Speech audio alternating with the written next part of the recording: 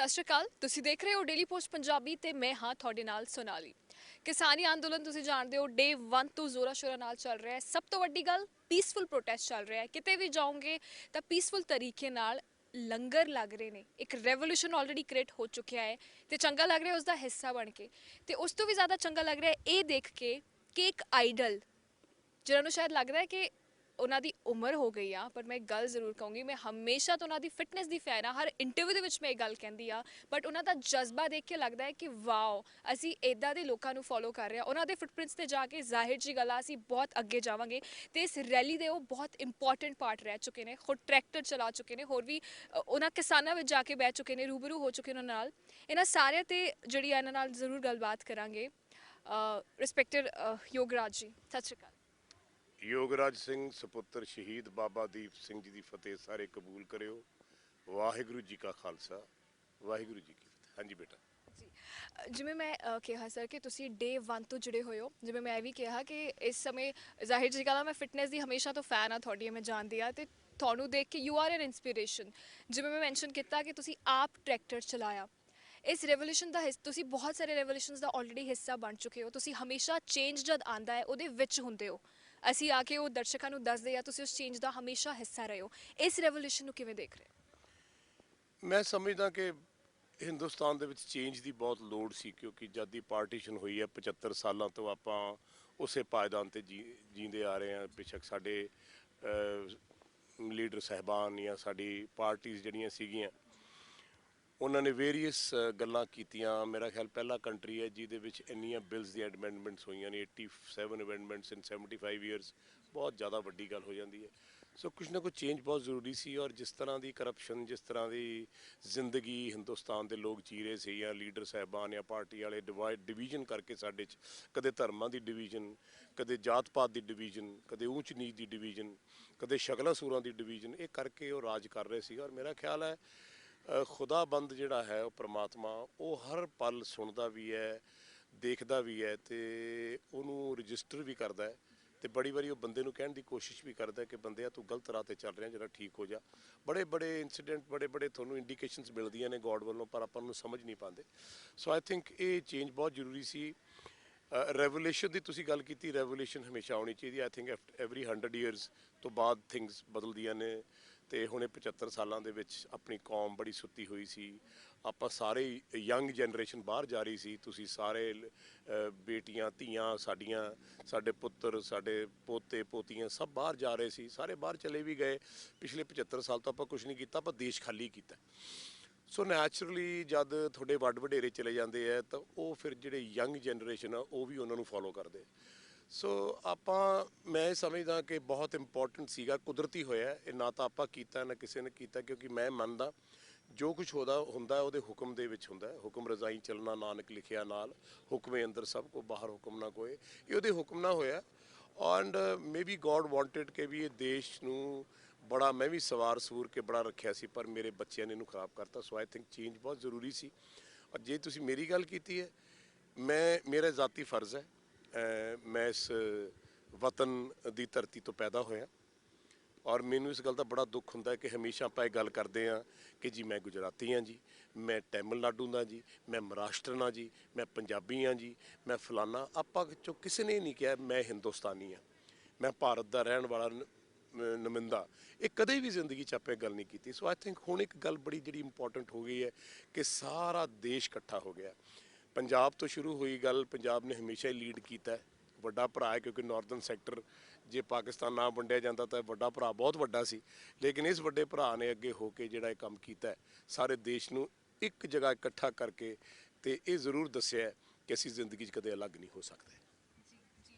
ਬਹੁਤ ਸਾਰੀਆਂ ਵੀਡੀਓਜ਼ ਉੱਥੋਂ ਦੀ ਸਾਹਮਣੇ ਆ ਰਹੀਆਂ ਨੇ, ਨਮਾਜ਼ ਉੱਥੇ ਹੋ ਰਹੀ ਆ, ਪਾਠ ਉੱਥੇ ਹੋ ਰਿਹਾ ਹੈ, ਮੰਦਿਰ ਉੱਥੇ ਬਣਿਆ ਹੋਇਆ ਹੈ। ਸੋ ਇੱਕ ਨਜ਼ਾਰਾ ਆਪਣੇ ਆਪ ਦੇ ਵਿੱਚ ਇੱਦਾਂ ਲੱਗਦਾ ਹੈ ਕਿ ਹਿਸਟਰੀ ਕ੍ਰੀਏਟ ਹੋ ਰਹੀ ਆ, ਅਤੇ ਉਹ ਦੇਖ ਕੇ ਬਹੁਤ ਖੂਬਸੂਰਤ ਲੱਗ ਰਿਹਾ। ਇੱਕ ਬੇਟਾ ਹੋਰ ਬੜੀ ਵੱਡੀ ਗੱਲ ਹੋਈ ਹੈ, ਜੇ ਤੁਸੀਂ ਮਾਈਨਿਊਟਲੀ ਦੇਖੋ ਤਾਂ ਸਾਡਾ ਯੂਥ ਬੜਾ ਭਟਕਿਆ ਹੋਇਆ ਸੀ। ਜਦ ਇਹ ਰੈਲੀਜ਼ ਮੈਂ ਸ਼ੁਰੂ ਕੀਤੀਆਂ ਸੀ, ਮੈਨੂੰ ਗੁਰੂ ਮਹਾਰਾਜ ਦੇ ਘਰੋਂ ਹੁਕਮ ਹੋਇਆ ਸੀ, ਟਾਹਲਾ ਸਾਹਿਬ ਬਾਬਾ ਦਰਸ਼ਨ ਸਿੰਘ ਜਦ ਕਿਹਾ ਸੀ ਕਿਸਾਨਾਂ ਦੇ ਨਾਲ ਚੱਲਣਾ ਬੇਟਾ, ਗੁਰੂ ਘਰ ਨੇ ਸੇਵਾਵਾਂ ਲੈਣੀਆਂ, ਜੇ ਪੰਜਾਬ ਦਾ ਬੋਝ ਤੇਰੇ ਮੋਢਿਆਂ 'ਤੇ ਬਹੁਤ ਪੈਣਾ। ਮੈਨੂੰ ਉਦੋਂ ਨਹੀਂ ਸੀ ਪਤਾ ਕਿ ਇਹ ਗੱਲ ਹੋਣ ਵਾਲੀ ਹੈ। ਪਰ ਮੈਂ ਗੱਲ ਜ਼ਰੂਰ ਯੂਥ ਨੂੰ ਬਹੁਤ ਫੋਲੋ ਕਰਦਾ, ਮੈਂ ਯੂਥ ਨੂੰ ਐਡਮਾਇਰ ਵੀ ਬਹੁਤ ਕਰਦਾ, ਕਿਉਂਕਿ ਯੂਥ ਦੇ ਕੰਧਿਆਂ ਤੇ ਹੀ ਪਿਓ ਦੀ ਪੱਗ ਹੁੰਦੀ ਹੈ ਤੇ ਦਾਦੇ ਦੀ ਪੱਗ ਹੁੰਦੀ ਹੈ, ਪੁੱਤ ਵੀ ਹੁੰਦਾ, ਪੋਤਾ ਵੀ ਹੁੰਦਾ ਤੇ ਪੋਤੀ ਵੀ ਹੁੰਦੀ ਹੈ, ਧੀ ਵੀ ਹੁੰਦੀ ਹੈ। ਤੇ ਉਹਨਾਂ ਨੂੰ ਮੈਂ ਇੱਕ ਹਰੀ ਸਿੰਘ ਨਲੂਏ ਦੇ ਕਰੈਕਟਰ ਦੀ ਗੱਲ ਸੁਣਾ ਰਿਹਾ ਸੀ ਕਿ ਵੱਡੀ ਮਾਂ ਬਰਾਬਰ ਦੀ ਭੈਣ ਛੋਟੀ ਧੀ, ਉਹ ਚੀਜ਼ ਨੇ ਬਹੁਤ ਇਫੈਕਟ ਕੀਤਾ। ਜਿਹੜੇ ਅੰਦੋਲਨ ਦੀ ਤੁਸੀਂ ਗੱਲ ਕੀਤੀ ਹੈ, ਤੁਸੀਂ ਉੱਥੇ ਸਾਰੇ ਧਰਮਾਂ ਨੂੰ ਇਕੱਠੇ ਵੀ ਦੇਖਿਆ ਹੈ, ਔਰ ਤੁਸੀਂ ਨੌਜਵਾਨਾਂ ਨੂੰ ਵੀ ਦੇਖਿਆ ਹੋਊਗਾ ਕਿ ਉਹਨਾਂ ਨੇ ਕਦੇ ਵੀ ਕੋਈ ਐਸਾ ਇੰਸੀਡੈਂਟ ਨਹੀਂ ਆਇਆ ਤੁਹਾਡੇ ਸਾਹਮਣੇ ਕਿ ਕਦੇ ਕਿਸੇ ਧੀ ਭੈਣ ਵੱਲ ਅੱਖ ਚੱਕ ਕੇ ਦੇਖਿਆ ਹੋਵੇ। ਬੇਸ਼ੱਕ ਉਹ ਪ੍ਰੈਸ ਰਿਪੋਰਟਰ ਵੀ ਆਏ ਉੱਥੇ ਜਿਹੜਾ ਨੇ ਬਹੁਤ ਕੁਝ ਕਿਹਾ, ਲੇਕਿਨ ਉਹ ਲੇਡੀਜ਼ ਨੂੰ ਉਹ ਜਾਂ ਉਹ ਧੀਆਂ ਨੂੰ ਉਹਨਾਂ ਨੇ ਕੁਝ ਨਹੀਂ ਕਿਹਾ, ਹੀ ਕਿਹਾ ਵੀ ਤੁਸੀਂ ਇੱਥੋਂ ਚਲੇ ਜਾਓ। ਸੋ ਆਈ ਥਿੰਕ ਇਹ ਇੱਕ ਬਹੁਤ ਚੰਗਾ ਹੋਇਆ, ਕਿਉਂਕਿ ਜਿਸ ਦਿਨ ਅਸੀਂ ਆਪਣਾ ਕਿਰਦਾਰ ਬਣਾ ਲਾਂਗੇ, ਮੈਂ ਬੰਦਿਆਂ ਦੀ ਗੱਲ ਖਾਸ ਕਰ ਕਰਦਾ, ਮੈਨਸ ਬਲੱਡ ਫੋਲੋਜ਼ ਇਨ ਦੀ ਵੂਮਨਸ ਵੂਮ, ਹੈ ਨਾ। ਤਾਂ ਮੈਂ ਇਹ ਸਮਝਦਾ ਕਿ ਜਦ ਤੁਸੀਂ ਆਪਣਾ ਕਿਰਦਾਰ ਕਿ ਮੇਰੀ ਵੱਡੀ ਜਿਹੜੀ ਹੈ ਮੇਰੀ ਮਾਂ ਵਰਗੀ ਹੈ, ਇਹ ਬਰਾਬਰ ਦੀ ਮੇਰੀ ਭੈਣ ਵਰਗੀ ਹੈ ਤੇ ਛੋਟੀ ਮੇਰੀ ਧੀ ਹੈ, ਆਈ ਥਿੰਕ ਜਿਸ ਦਿਨ ਇਹ ਕਿਰਦਾਰ ਬਣ ਜਾਏਗਾ, ਤੁਸੀਂ ਬਿਲੀਵ ਕਰਨਾ ਉਹ ਸੁਸਾਇਟੀ, ਉਹ ਦੇਸ਼, ਉਹ ਘਰ ਐਸਾ ਸੰਪੂਰਨ ਤਰੀਕੇ ਤੇ ਪੂਰਨ ਹੁੰਦਾ ਹੈ ਕਿ ਰੱਬ ਉਹਦੇ ਵਿੱਚ ਆਪ ਵਾਸ ਕਰਨ ਲੱਗ ਜਾਂਦਾ ਤੇ ਉਹਦੀ ਲਾਈਟ ਜਿਹੜੀ ਹੈ ਉਹ ਸਾਰੇ ਹੀ ਬ੍ਰਹਿਮੰਡ ਦੇ ਵਿੱਚ ਜਾਂਦੀ ਹੈ। ਸੋ ਆਈ ਥਿੰਕ ਇਹ ਬਹੁਤ ਜਿਹੜੀ ਤੁਸੀਂ ਚੀਜ਼ਾਂ ਕਹੀਆਂ ਨੇ, ਮੈਂ ਹਮੇਸ਼ਾ ਹੀ ਸੋਚਦਾ ਸੀ, ਮੈਂ ਬਹੁਤ ਇਮੋਸ਼ਨਲ ਤੇ ਬੜਾ ਪਿਆਰ ਵਾਲਾ ਤੇ ਬੜਾ ਸਿਦਕ ਵਾਲਾ ਬੰਦਾ, ਮੇਰੀ ਅੱਖ 'ਚ ਛੋਟੀ ਜਿਹੀ ਗੱਲ ਪਿੱਛੇ ਹੰਝੂ ਆ ਜਾਂਦਾ, ਸਭ ਕੁਝ ਦੇਖ ਕੇ ਮੈਂ ਬਹੁਤ ਰੋਂਦਾ ਸੀ ਕਿ ਇਸ ਤਰ੍ਹਾਂ ਦਾ ਗੱਲ ਕਿਉਂ ਹੋ ਸਕਦੀ ਹੈ। ਪਰ ਮੇਰਾ ਸਿਰ ਝੁਕਦਾ ਤੁਹਾਡੇ ਸਾਰਿਆਂ ਦੇ ਸਾਹਮਣੇ। ਈਵਨ ਮੈਂ ਮੀਡੀਆ ਨੂੰ ਕਹੂੰਗਾ, ਜਿਸ ਤਰ੍ਹਾਂ ਵੀ ਹੋਇਆ, ਤੁਸੀਂ ਬਹੁਤ ਅੱਜ ਹਜ਼ਾਰਾਂ ਚੈਨਲ ਬਾਹਰੋਂ ਆ ਗਏ ਚੱਲ ਕੇ, ਡਿਸਕਵਰੀ ਚੈਨਲਸ ਆ ਗਏ, ਸਾਰੇ ਆ ਗਏ, ਤੁਸੀਂ ਸਾਰਿਆਂ ਨੇ ਜੁਆਇਨ ਹੈਂਡ ਕੀਤਾ, ਤਾਂ ਇਹ ਜਿਹੜਾ ਅੰਦੋਲਨ ਆ ਬੜਾ ਸਕਸੈਸਫੁਲ ਹੋਇਆ। ਇਸ ਅੰਦੋਲਨ ਦੀ ਸਭ ਤੋਂ ਚੰਗੀ ਗੱਲ ਇਹ ਹੈ ਕਿ ਸਭ ਕੁਝ ਜਿਹੜਾ ਹੈ ਕੱਟ ਹੋ ਗਿਆ। ਤੁਸੀਂ ਕਿਹਾ ਤੁਸੀਂ ਹਰ ਗੱਲ ਤੇ ਇਮੋਸ਼ਨਲ ਹੋ ਜਾਂਦੇ ਹੋ, ਤੁਸੀਂ ਜਦ ਵੀ ਅੱਗੇ ਪਿੱਛੇ ਤੁਹਾਨੂੰ ਮਿਲਦਾ ਕਿਸੇ ਵੀ ਇਵੈਂਟ ਲਈ, ਤੁਸੀਂ ਹਮੇਸ਼ਾ ਯੂਥ ਨੂੰ, ਹਮੇਸ਼ਾ ਤੋਂ ਮੈਨੂੰ ਯਾਦ ਆ ਕਹਿੰਦੇ ਸੀ ਕਿ ਮੈਂ ਚਾਹੁੰਦਾ ਯੂਥ ਇੱਕ ਜਿਹੜੀ એનર્ਜੀ ਆ ਨਾ ਉਹ ਚੰਗੀ ਡਾਇਰੈਕਸ਼ਨ ਵੱਲ ਲਗਾਏ। ਸੋ ਆਈ ਕੈਨ ਸੇ ਦੈਟ ਕਿ ਤੁਹਾਡਾ ਹਾਫ ਆਫ ਦ ਡ੍ਰੀਮ ਪੂਰਾ ਹੋ ਗਿਆ ਇਸ ਰੈਵੋਲੂਸ਼ਨ ਦੇ ਜ਼ਰੀਏ। ਮੈਂ ਇੱਕ ਐਗਜ਼ਾਮਪਲ ਘਰ 'ਚ ਸ਼ੁਰੂ ਕੀਤਾ ਸੀ, ਜਦ ਯੂਵੀ ਬੜਾ ਛੋਟਾ ਸੀ, ਉਹਦੀ ਗੱਲ ਹਮੇਸ਼ਾ ਆ ਜਾਂਦੀ ਹੈ, ਤੇ ਮੈਂ ਉਹਦੀ ਪਰਵਰਿਸ਼ ਕਰ ਰਿਹਾ ਸੀ, ਤਾਂ ਮੇਰੇ ਘਰਦਿਆਂ ਨੂੰ ਪਸੰਦ ਨਹੀਂ ਸੀ, ਸੋਸਾਇਟੀ ਨੂੰ ਪਸੰਦ ਨਹੀਂ ਸੀ, ਮੇਰੇ ਰਿਸ਼ਤੇਦਾਰ ਨੂੰ ਪਸੰਦ ਨਹੀਂ ਸੀ। You must have heard the stories. ਔਰ ਮੇਰੇ ਬੇਟੇ ਨੂੰ ਵੀ ਪਸੰਦ ਨਹੀਂ ਸੀ, ਸ਼ਾਇਦ ਇਸੇ ਕਰਕੇ ਉਹ ਛੱਡ ਕੇ ਚਲਾ ਗਿਆ ਕਿ ਮੇਰਾ ਬਾਪ ਬੜਾ ਸਟ੍ਰਿਕਟ ਹੈ। ਲੇਕਿਨ ਹੁਣ ਮੈਂ ਜਦ ਆਪਣੇ ਬੇਟੇ ਨੂੰ ਮਿਲਿਆ, ਇੰਨੇ 20 ਸਾਲਾਂ ਬਾਅਦ ਆ ਕੇ ਸਾਡਾ ਮਿਲਾਪ ਹੋਇਆ, ਤਾਂ ਮੈਨੂੰ ਇੱਕ ਗੱਲ ਬੜੀ ਐਡਮਾਇਰ ਨਾਲ ਕਹਿੰਦਾ ਕਿ ਪਿਤਾ ਜੀ, ਬਾਪ ਤੁਹਾਡੇ ਵਰਗਾ ਹੋਣਾ ਚਾਹੀਦਾ, ਨਹੀਂ ਤਾਂ ਯੂਥ ਭਟਕ ਜੇ। ਇਹ ਬਿਗੇਸਟ ਕੰਪਲੀਮੈਂਟ ਹੈ। You made me the warrior, you made me a successful person, you are the man, I wish every father is like you. ਇਹ ਮੇਰੇ ਲਈ ਬਹੁਤ ਵੱਡੀ ਗੱਲ। ਮੈਨੂੰ ਯੂਥ ਜਿਹੜਾ ਹੈ ਉਹ ਹਮੇਸ਼ਾ, ਹੁਣ ਵੀ ਸਾਰੇ ਇਕੱਠੇ ਹੋ ਕੇ ਮੈਂ ਜਿੱਥੇ ਵੀ ਜਾਂਦਾ, ਮੈਨੂੰ ਇਹ ਗੱਲ ਕਹੀ ਜਾਂਦੀ ਹੈ ਔਰ ਮੈਨੂੰ ਇਸ ਗੱਲ ਦਾ ਬੜਾ ਮਾਣ ਵੀ ਮਹਿਸੂਸ ਹੁੰਦਾ ਹੈ। ਮੈਂ ਗੁਰੂ ਮਹਾਰਾਜ ਦੇ ਚਰਨਾਂ 'ਚ ਸ਼ੁਕਰ ਵੀ ਕਰਦਾ, ਕਿਉਂਕਿ ਹਉਮੈ ਨਹੀਂ ਆਉਣੀ ਚਾਹੀਦੀ ਕਿ ਤੁਸੀਂ ਜੀ ਸਾਡਾ ਯੂਥ ਜਗਾਤਾ ਪੰਜਾਬ ਦਾ ਤੇ ਉਹਨਾਂ ਨੂੰ ਇੱਕ ਰਾਹ ਪਾਤਾ। ਆਈ ਥਿੰਕ ਇਹ ਮੇਰੀ ਡਿਊਟੀ ਹੈ ਐਜ਼ ਅ ਫਾਦਰ। ਤੁਸੀਂ ਬਿਲੀਵ ਕਰਨਾ, ਮੈਂ ਗੁਰੂ ਗੋਬਿੰਦ ਸਿੰਘ ਜੀ ਮਹਾਰਾਜ ਨੂੰ, ਆਪਣੇ ਗੁਰੂਆਂ ਨੂੰ ਫੋਲੋ ਕਰਦਾ, ਔਰ ਮੈਂ ਗੁਰੂ ਗੋਬਿੰਦ ਸਿੰਘ ਜੀ ਜਦ ਗੱਲ ਕਰਦਾ ਤਾਂ ਉਹ ਕਹਿੰਦੇ ਨੇ ਕਿ ਇਹ ਪਰ ਸਾਰਾ ਸੰਸਾਰ ਮੇਰਾ ਪਰਿਵਾਰ ਹੈ, ਇਹ ਸਾਰੇ ਮੇਰੇ ਪੁੱਤਰ ਨੇ, ਸਾਰੀਆਂ ਮੇਰੀਆਂ ਧੀਆਂ ਨੇ। ਸੋ ਮੈਂ ਇਸ ਚੀਜ਼ ਨੂੰ ਫੋਲੋ ਕਰਦਾ। ਇਹ ਮੇਰੀ ਪ੍ਰਾਈਮ ਡਿਊਟੀ ਹੈ ਕਿ ਹਰ ਯੂਥ ਨੂੰ ਇੱਕ ਸਿੱਧੇ ਰਸਤੇ ਤੇ ਚਲਾ ਕੇ, ਤੇ ਉਹਦੇ ਲਈ ਮੈਨੂੰ ਆਪ ਵੀ ਪਰਫੈਕਟ ਹੋਣਾ ਪਊਗਾ, ਮੈਨੂੰ ਆਪ ਵੀ ਉਸ ਸਿੱਧਕ ਤੇ ਆਉਣਾ ਪਊਗਾ। ਕਈ ਚੀਜ਼ਾਂ ਮੈਂ ਵੀ ਆਪਣੀਆਂ ਠੀਕ ਕੀਤੀਆਂ ਨੇ, ਕਿਉਂਕਿ ਹਰੇਕ ਬੰਦੇ 'ਚ ਕਮੀਆਂ ਹੁੰਦੀਆਂ ਨੇ। ਸੋ ਮੈਨੂੰ ਬੜੀ ਖੁਸ਼ੀ ਹੈ ਕਿ ਮੈਂ ਆਪਣੀ duty by the orders of the God almighty ਪੂਰੀ ਕਰ ਪਾ ਰਿਹਾ। ਔਰ ਹਰ ਬੰਦੇ ਦੀ ਇਹ ਡਿਊਟੀ ਹੁੰਦੀ ਹੈ, ਜਿਹੜਾ ਪਿਤਾ ਹੁੰਦਾ ਹੈ ਉਹ ਹਮੇਸ਼ਾ ਹੀ ਆਪਣੇ ਬੱਚਿਆਂ ਨੂੰ ਉਂਗਲ ਫੜ ਕੇ ਚੱਲਣਾ ਸਿਖਾਉਂਦਾ ਔਰ ਸਿੱਧੇ ਰਸਤੇ ਤੇ ਲੈ ਕੇ ਜਾਂਦਾ ਹੈ। ਜਦ ਗੱਲ ਜ਼ਾਹਿਰ ਜਿਹੀ ਗੱਲ ਅਸੀਂ ਕਿਸਾਨੀ ਅੰਦੋਲਨ ਦੀ ਕਰ ਰਹੇ ਹਾਂ, ਤੁਹਾਡੀ ਬਹੁਤ ਸਾਰੀ ਵੀਡੀਓਜ਼ ਵਾਇਰਲ ਹੋਈਆਂ ਤੇ ਤੁਹਾਡੇ ਨਾਲ ਗੱਲ ਕਰਕੇ ਪੋਜ਼ਿਟਿਵ ਲੱਗ ਰਿਹਾ ਕਿ ਇਸ ਅੰਦੋਲਨ ਦੇ ਵਿੱਚ ਸਭ ਕੁਝ ਪੋਜ਼ਿਟਿਵ ਹੋਇਆ ਹੈ। ਬਟ ਜਿਹੜਾ ਵੀ ਕੋਈ ਇਨਸਾਨ ਬਾਰਡਰ ਤੇ ਜਾ ਕੇ ਵਾਪਸ ਆਉਂਦਾ ਹੈ ਨਾ, ਉਹ ਆਪਣੇ ਜ਼ਿਹਨ ਦੇ ਵਿੱਚ ਬਹੁਤ ਸਾਰੀਆਂ ਕਹਾਣੀਆਂ ਲੈ ਕੇ ਆਉਂਦਾ ਹੈ। ਉੱਥੋਂ ਦਾ ਨਜ਼ਾਰਾ ਦੇਖ ਕੇ ਬਹੁਤ ਕੁਝ ਜ਼ਿਹਨ ਦੇ ਵਿੱਚ ਆਉਂਦਾ ਹੈ। ਤਾਂ ਤੁਹਾਡਾ ਪੁਆਇੰਟ ਆਫ ਵਿਊ ਹਮੇਸ਼ਾ ਹੀ ਬਹੁਤ ਅੱਗੇ, ਬਹੁਤ ਰਿਹਾ, ਬਹੁਤ ਖੁੱਲ੍ਹਾ ਰਿਹਾ ਹੈ। ਤੁਹਾਡੇ ਤੋਂ ਜ਼ਰੂਰ ਜਾਣਨਾ ਚਾਹਾਂਗੀ ਕੀ ਲੈ ਕੇ ਆਏ ਹੋ ਤੁਸੀਂ ਜ਼ਿਹਨ ਦੇ ਵਿੱਚ ਉੱਥੋਂ। ਮੈਂ ਇਹੋ ਜਿਹੀਆਂ ਕਹਾਣੀਆਂ ਸੁਣਦਾ ਹੁੰਦਾ ਸੀ। ਮੈਂ ਕਿਸ ਅਲਫਾਜ਼ਾਂ ਦੇ ਨਾਲ ਤੁਹਾਨੂੰ ਬੇਟਾ ਸੁਣਾਵਾਂ ਕਿ ਮੇਰੇ ਤੇ ਕੀ ਇਫੈਕਟ ਹੋਇਆ। ਜਦ 4 ਮਹੀਨੇ ਪਹਿਲਾਂ ਅੰਦੋਲਨ ਸ਼ੁਰੂ ਹੋਇਆ, ਪਹਿਲੀ ਰੈਲੀ ਮੈਂ ਕੀਤੀ ਗੁਰੂ ਮਹਾਰਾਜ ਨੇ ਦੀ ਇਜਾਜ਼ਤ ਨਾਲ, ਤੇ ਮੈਂ ਉਦੋਂ ਜਦ ਬਜ਼ੁਰਗਾਂ ਦੇ ਵਿੱਚ ਰਾਤ ਨੂੰ ਕਿਤੇ 2 ਵਜੇ 3 ਵਜੇ ਆਉਂਦਾ ਸੀ, ਟੋਲ ਟੈਕਸ ਦੇ ਲੋਕ ਬੈਠੇ ਹੁੰਦੇ ਸੀ, ਬਜ਼ੁਰਗ ਬਜ਼ੁਰਗਣੀਆਂ, ਉਦੋਂ ਯੂਥ ਇੰਨਾ ਤੁਰਿਆ ਨਹੀਂ ਸੀ, ਤੇ ਕਈ ਵਾਰੀ ਰੋਟੀਆਂ ਲੈ ਕੇ, ਬ੍ਰੈਡਾਂ ਲੈ ਕੇ, ਹੋਰ ਚੀਜ਼ਾਂ ਲੈ ਕੇ ਜਾਣਾ, ਉਹਨਾਂ ਕੋਲ ਬਹਿਣਾ, ਤੇ ਮਾਤਾਵਾਂ ਨੇ ਕਈ ਵਾਰੀ ਕਹਿਣਾ, ਪੁੱਤ ਸਾਨੂੰ 3 ਦਿਨ ਹੋ ਗਏ ਘਰੋਂ ਆਏ, ਅਸੀਂ ਰੋਟੀ ਨਹੀਂ ਖਾਧੀ। ਬਜ਼ੁਰਗਾਂ ਨੇ ਕਹਿਣਾ ਅਸੀਂ ਪੁੱਤ ਬੜੇ ਰੋਣ ਲੱਗ ਜਾਣਾ।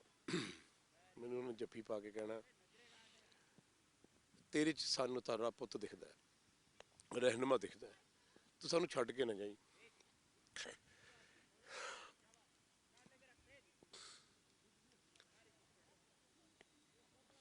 ਸੌਰੀ, ਮੈਂ ਦਿੱਲੀ ਜਦ ਗਿਆ ਤੇ ਮੈਂ ਉੱਥੇ ਗੱਡੀ ਖੜੀ ਕਰਕੇ ਤੇ ਮੇਰੇ ਨਾਲ ਮੇਰੇ ਹੋਰ ਵੀ ਸਾਥੀ ਸੀ। ਮੈਂ ਕਿਹਾ ਪੈਦਲ ਜਾਣਾ, ਮੰਚ ਤੇ ਨਹੀਂ ਜਾਣਾ, ਸਪੀਚ ਨਹੀਂ ਦੇਣੀ, ਸਪੀਚਾਂ ਨਹੀਂ ਕਰਨੀਆਂ, ਇਹਨਾਂ ਦੇ ਨਾਲ ਰਹਿਣ। ਮੈਂ ਉਹਨਾਂ ਬਜ਼ੁਰਗਾਂ ਦੇ ਨਾਲ ਰਿਹਾ, ਟਰਾਲੀਆਂ 'ਚ ਬੈਠਾ, 20-20 ਕਿਲੋਮੀਟਰ ਸਫ਼ਰ ਕੀਤਾ ਪੈਦਲ। ਸਿਹਤ ਵੀ ਠੀਕ ਨਹੀਂ ਰਹੀ, ਪਰ ਜਦ ਮੈਂ ਉਹਨਾਂ ਦੇ ਜਜ਼ਬਾਤ ਦੇਖਦਾ ਸੀ, ਜਦ ਮੈਂ ਉਹਨੂੰ ਕਲੋਜ਼ਲੀ ਹੱਗ ਕਰਦਾ ਸੀ, ਮੈਂ ਇਹ ਮੁੱਦਾ ਬਣਾ ਲਿਆ ਵੀ ਹਰੇਕ ਨੂੰ ਹੱਗ ਕਰਨਾ, ਵੱਡੇ ਬਜ਼ੁਰਗ ਨੂੰ ਛਾਤੀ ਨਾਲ ਲਾਉਣਾ, ਬਜ਼ੁਰਗਣੀਆਂ ਦੇ ਪੈਰੀ ਹੱਥ ਲਾਉਣੇ। ਤੁਸੀਂ ਬਿਲੀਵ ਕਰਨਾ ਬੇਟਾ, ਇਹੋ ਜਿਹੇ ਇੰਸੀਡੈਂਟ ਮੈਂ ਤੁਹਾਨੂੰ ਸੁਣਾਵਾਂ। ਇੱਕ ਮਾਂ ਉੱਥੇ ਕੰਮ ਕਰ ਰਹੀ ਸੀ, ਉਹਦੀ ਬਾਂਹ ਨਹੀਂ ਸੀ ਇੱਕ, ਉਹ ਇੱਕ ਹੱਥ ਨਾਲ ਸਬਜ਼ੀਆਂ ਬਣਾ ਰਹੀ ਸੀ ਵੱਡੇ ਸਾਰੇ ਕੜਾਹੇ 'ਚ।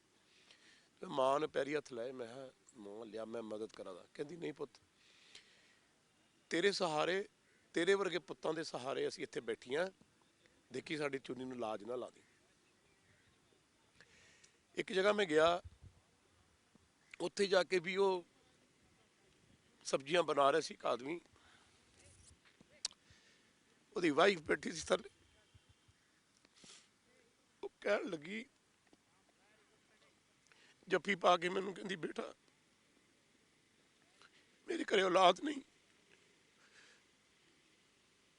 ਤੂੰ ਮੇਰਾ ਪੁੱਤ ਹੈ, ਤੂੰ ਆਪਣੇ ਬਾਪੂ ਨੂੰ ਕਹੇ ਇਹ ਸੇਵਾ ਛੱਡ ਕੇ ਨਾ ਘਰੇ ਆਵੇ, ਮੈਂ ਰੰਡਾਪਾ ਕੱਟ ਲੂੰਗੀ, ਜੇ ਇੱਥੇ ਸ਼ਹੀਦ ਹੋ ਜਾਏਗਾ ਕੋਈ ਗੱਲ ਨਹੀਂ। ਮੈਂ ਬੇਟਾ ਬਿਆਨ ਨਹੀਂ ਕਰ ਸਕਦਾ ਜ਼ਿੰਦਗੀ ਦੇ ਵਿੱਚ ਜੋ ਕੁਛ ਉੱਥੇ ਦੇਖ ਕੇ ਮੇਰਾ ਦਿਲ, ਮੈਂ ਵਾਪਸ ਆਉਂਦਾ ਸੀ, ਮੈਂ ਇੰਨਾ ਰੋਂਦਾ ਸੀ, ਮੈਂ ਖੁਦਾ ਨੂੰ ਕਹਿੰਦਾ ਸੀ ਇੰਨਾ ਦਰਦ ਕਿਉਂ ਹੈ ਦੁਨੀਆ 'ਚ। ਲੇਕਿਨ ਸਦਕੇ ਜਾਵਾਂ ਉਹਨਾਂ ਬਜ਼ੁਰਗਾਂ ਦੇ, ਸਦਕੇ ਜਾਵਾਂ ਉਹਨਾਂ ਮਾਤਾਵਾਂ ਦੇ, ਜਿਨ੍ਹਾਂ ਨੇ ਆਪਣਾ ਸਾਰਾ ਕੁਛ ਅੰਦਰ ਦਰਦ ਸਹਿ ਕੇ ਅੱਜ ਉੱਥੇ 2 ਮਹੀਨੇ ਹੋ ਗਏ ਹਿੱਲੇ ਨਹੀਂ। ਉਹ ਇੱਕੋ ਹੀ ਗੱਲ ਕਹਿੰਦੇ ਰਹਿੰਦੇ ਨੇ, ਪੁੱਤਰਾ ਸਵੇਰ ਹੋਊਗੀ, ਜ਼ਰੂਰ ਹੋਊਗੀ, ਤੂੰ ਦਿਲ ਨਾ ਛੱਡੀ, ਅਸੀਂ ਤੇਰੇ ਨਾਲ। ਮੈਂ ਦੱਸ ਨਹੀਂ ਸਕਦਾ ਮਤਲਬ ਕਿਸ ਅੰਦਾਜ਼ ਨਾਲ ਉਸ ਚੀਜ਼ ਨੇ ਮੈਨੂੰ ਨਾ ਇਫੈਕਟ ਕੀਤਾ ਹੈ। ਮੇਰੀ ਲਾਈਫ, ਮੇਰਾ ਹਰ ਕਿੱਸਾ ਕਿਸਾਨਾਂ ਦੇ ਨਾਲ ਹੀ ਹੋ ਗਿਆ। ਮੈਂ ਵੀ ਕਿਹਾ, ਮੈਂ ਕਿਹਾ ਮਾਂ ਮੈਨੂੰ ਰੱਬ ਇੰਨੀ ਸ਼ਕਤੀ ਦੇਵੇ, ਮੇਰਾ ਇੱਕ ਇੱਕ ਕਤਰਾ ਖੂਨ ਦਾ ਜੇ ਗੋਲੀ ਚੱਲੇ ਪਹਿਲਾਂ ਮੈਂ ਖਾਵਾਂ, ਮੈਂ ਵੀ ਤੇਰਾ ਪੁੱਤਰ ਸ਼ਹੀਦ ਕਹਾਵਾਂ, ਮੈਂ ਵੀ, ਮੈਨੂੰ ਵੀ ਇਹ ਮਾਣ ਸਨਮਾਨ ਮਿਲੇ ਕਿ ਮੈਂ ਪੰਜਾਬ ਦੀ ਧਰਤੀ ਦਾ ਲਾਲ। ਉਹਨਾਂ ਲੋਕਾਂ ਨੇ ਜਿੰਨਾ ਪਿਆਰ ਬੇਟਾ ਮੈਨੂੰ ਦਿੱਤਾ, ਇੰਨੀ ਦੁਨੀਆ ਨੇ ਮੈਨੂੰ ਪਿਆਰ ਦਿੱਤਾ, ਤੁਹਾਡੇ ਵਰਗੇ ਨੌਜਵਾਨਾਂ ਧੀਆਂ ਨੇ ਪਿਆਰ ਦਿੱਤਾ। ਮੈਂ ਇਹ ਸੋਚ ਰਿਹਾ, ਰਾਤ ਨੂੰ ਨੀਂਦ ਨਹੀਂ ਆਉਂਦੀ ਕਿ ਹੇ ਪਰਮਾਤਮਾ ਮੈਨੂੰ ਬਲ ਬਖਸ਼ੀ, ਮੈਂ ਡੋਲਾ ਨਾ, ਮੇਰੇ ਤੋਂ ਕੋਈ ਗਲਤੀ ਨਾ ਹੋ ਜਾਏ। ਮੇਰੀ ਜ਼ਿੰਮੇਵਾਰੀ ਜਿਹੜੀ ਤੁਸੀਂ ਮੇਰੇ ਸ਼ੋਲਡਰਸ ਤੇ ਪਾਈ ਹੈ, ਬਾਬਾ ਜੀ ਗੁਰੂ ਘਰ ਮਹਾਰਾਜ ਇਹਨੂੰ ਸੰਪੂਰਨਤਾ ਨਾਲ ਨਿਭੇ, ਤਾਂ ਕਿ ਜਦ ਮੈਂ ਦੁਨੀਆ 'ਚ ਜਾਵਾਂ, ਮੇਰੇ ਵੱਡ ਵਡੇਰੇ, ਮੇਰੀ ਮਾਤਾਵਾਂ, ਮੇਰੇ ਬਜ਼ੁਰਗ, ਮੇਰੀਆਂ ਧੀਆਂ, ਮੇਰੀਆਂ ਭੈਣਾਂ, ਮੇਰੇ ਪੁੱਤਰ, ਮੇਰੇ ਪੋਤੇ ਪੋਤੀਆਂ ਕਹਿਣ ਕਿ ਵਾਕਈ ਇਹ ਪੰਜਾਬ ਦੀ ਧਰਤੀ ਦਾ ਲਾਲ ਸੀਗਾ, ਜਿਹੜਾ ਸਾਡੇ ਪਿੱਛੇ ਕੁਰਬਾਨ ਹੋਇਆ, ਜਿਹਨੇ ਸਾਨੂੰ ਸੱਚਾਈ ਦਾ ਰਾਹ ਦੱਸਿਆ। ਮੇਰਾ ਇੰਨਾ ਹੀ ਮੋਟੋ ਹੈ। ਲੇਕਿਨ ਜੋ ਦਰਦ ਇਸ ਵਕਤ ਮੈਂ ਤੁਹਾਡੇ ਸਾਹਮਣੇ ਅਹਿਸਾਸ, ਮੇਰੀ ਧੀ ਹੈ ਤੁਸੀਂ, ਮੇਰਾ ਪੁੱਤ ਹੈ, ਮੈਂ ਉਹ ਬਿਆਨ ਨਹੀਂ ਕਰ ਸਕਦਾ। ਕਾਸ਼ ਮੈਂ ਮੋਦੀ ਜੀ ਦੇ ਕੋਲ ਬੈਠ ਕੇ ਗੱਲ ਸੁਣਾ ਸਕਾਂ, ਉਹਨੂੰ ਦੱਸ ਸਕਾਂ ਕਿ ਸਰ ਇੱਕ ਵਾਰੀ ਤੁਸੀਂ ਚੱਕਰ ਲਾ ਲਓ, ਕੁਛ ਨਾ ਕਰੋ, ਤੁਸੀਂ ਰਹਿਨੁਮਾ ਹੋ, ਇਸ ਦੇਸ਼ ਦੇ ਤਖਤੋ ਤਾਜ ਦੇ ਮਾਲਕ ਹੋ, ਇੱਕ ਵਾਰੀ ਦੇਖ ਲਓ ਚੱਲ ਕੇ, ਉਸ ਤੋਂ ਬਾਅਦ ਜੋ ਤੁਹਾਡਾ ਫੈਸਲਾ ਹੋਏਗਾ ਉਹ ਸਾਨੂੰ ਮਨਜ਼ੂਰ ਹੋਊਗਾ। ਕਿਉਂਕਿ ਜਦ ਤੁਸੀਂ ਇੱਕ ਵਾਰੀ ਦੇਖੋਗੇ ਜਾ ਕੇ ਖੁਦ ਪੈਦਲ ਚੱਲ ਕੇ, ਮੈਨੂੰ ਯਕੀਨ ਨਾਲ ਮੈਂ ਸ਼ਰਤ ਨਾਲ ਕਹਿ ਸਕਦਾ ਮੋਦੀ ਸਾਹਿਬ ਦੀ ਸਾਰੀ ਜ਼ਿੰਦਗੀ ਬਦਲ ਜਾਏਗੀ। ਇਹ ਬਿੱਲ ਤਾਂ ਬਹੁਤ ਵੱਡੀ ਛੋਟੀ ਜੀ ਚੀਜ਼ ਹੈ, ਬਹੁਤ ਕੁਝ ਇਸ ਦੇਸ਼ 'ਚ ਬਦਲ ਸਕਦੇ। ਸੋ ਜੋ ਉਸ ਅੰਦੋਲਨ ਤੋਂ ਮਿਲਿਆ ਹੈ, ਮੇਰੀ ਦੁਆ ਹੈ ਉਸ ਪਰਮਾਤਮਾ ਦੇ ਚਰਨਾਂ 'ਚ ਕਿ ਮੈਨੂੰ ਇੰਨੀ ਹਿੰਮਤ ਬਖਸ਼ੀ, ਮੈਂ ਹਰ ਬੰਦੇ ਦੀ ਨਜ਼ਰ ਦੇ ਵਿੱਚ ਇੱਕ ਪਿਆਰਾ ਇਨਸਾਨ, ਉਹਨਾਂ ਦਾ ਸੇਵਾਦਾਰ ਬਣ ਕੇ ਉਚਰਾਂ। ਬਸ ਮੇਰੀ ਇਹੀ ਜਦ ਵੀ ਤੁਹਾਡੇ ਕੋਲ ਆਈਦਾ ਕੁਝ ਨया ਸਿੱਖ ਕੇ ਜਾਈਦਾ, ਤੁਹਾਡੇ ਅੰਦਰ ਇੱਕ ਬੱਚਾ, ਇੱਕ ਵਾਰੀਅਰ, ਇੱਕ ਇਮੋਸ਼ਨਲ ਇਨਸਾਨ, ਮੈਂ ਸਭ ਕੁਝ ਦੇਖ ਸਕਦੀ ਹਾਂ। You are an inspiration. ਤੁਸੀਂ ਕਹਿੰਦੇ ਹੋ ਹਮੇਸ਼ਾ ਕਿ ਤੁਸੀਂ ਜੋ ਕਰਨ ਆਏ ਹੋ, ਤੁਸੀਂ ਬਹੁਤ ਕੁਝ ਕਰ ਚੁੱਕੇ ਹੋ, ਤੇ ਅਸੀਂ ਵੀ ਆਲਵੇਜ਼ ਲੁੱਕ ਫਾਰਵਰਡ ਤੇ ਉਮੀਦ ਕਰਦੇ ਆ ਕਿ ਜਿਸ ਲਈ ਵੀ ਤੁਹਾਡੇ ਵਰਗੇ ਲੋਕ, ਸਾਡੇ ਵਰਗੇ ਲੋਕ ਉੱਥੇ ਬੈਠੇ ਨੇ, ਉਹ ਰੱਬ ਉਹ ਕਰੇ ਜੋ ਸਭ ਦੇ ਲਈ ਚੰਗਾ ਹੋਵੇ। ਮੇਰੀ ਤਾਂ ਇੱਕੋ ਹੀ ਹੱਥ ਜੋੜ ਕੇ ਇਲਤਜਾ ਹੈ ਸਾਰੇ ਦੇਸ਼ ਨੂੰ,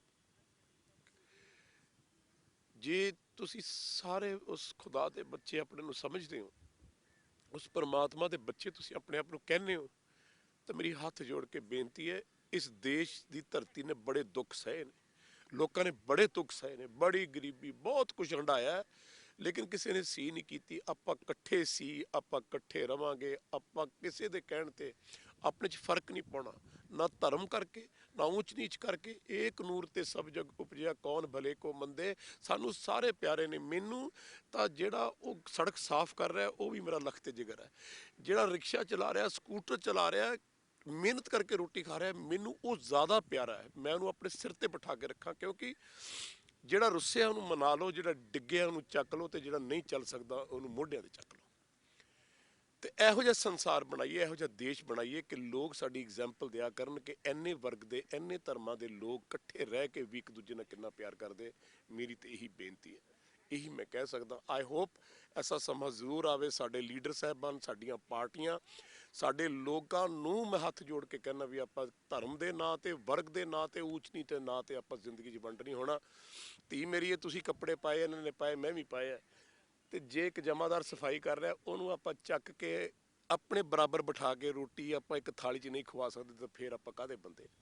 ਸੋ ਮੈਂ ਸਮਝਦਾ, I believe in God, there are only two ways in life, one is God's way, the other is devil's way. ਤੁਸੀਂ ਚੂਜ਼ ਕਰ ਲਓ ਤੁਸੀਂ ਕਿਹੜੇ ਰਸਤੇ ਤੇ ਚੱਲਣਾ। ਮੈਂ ਤਾਂ ਖੁਦਾ ਦੇ ਰਸਤੇ ਤੇ ਚੱਲ ਰਿਹਾ। ਪਿਆਰ ਭਰਿਆ ਇੱਕ ਸੁਨੇਹਾ ਇਸ ਦੇਸ਼ ਨੂੰ, ਇਸ ਸੰਸਾਰ ਨੂੰ ਦੇ ਕੇ ਜਾਊਂਗਾ ਕਿ ਜਿੰਨਾ ਇਕੱਠ 'ਚ ਮਜ਼ਾ ਹੈ, ਉਹੀ ਖੁਦਾ ਦਾ ਸੁਨੇਹਾ ਹੈ।